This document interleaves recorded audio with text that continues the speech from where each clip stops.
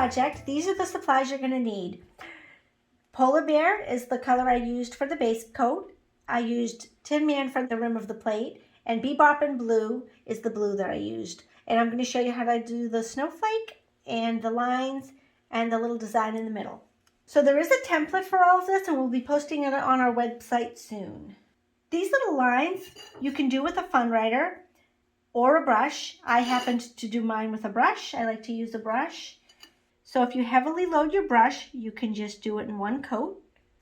And that's how I did all these lines. I drew my pattern on first, on top of the polar bear, and then I just did one coat. And it's really just like tracing. So for demonstration purposes, I'm just going to do this one triangle, and then we'll move on to the next step.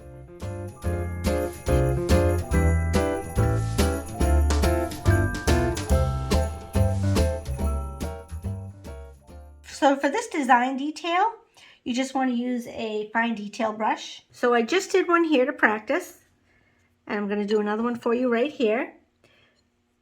This design you can do easiest by just making like the number 6. And then you just fill it in. Fill in the 6, and then you just connect it. And that's the easiest way to make one of those.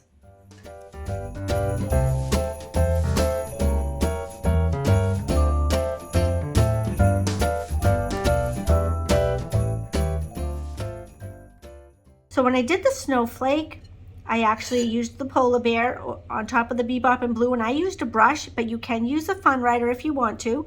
And I did 2 coats with a brush.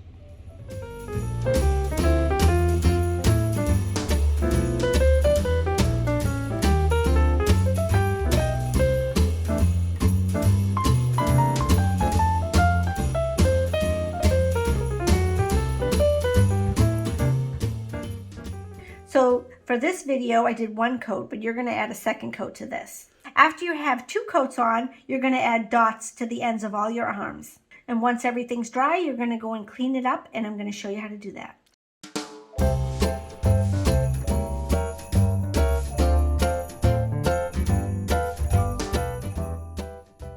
So any lines that aren't as straight as I'd like them to be, I just go in and I scrape off any excess.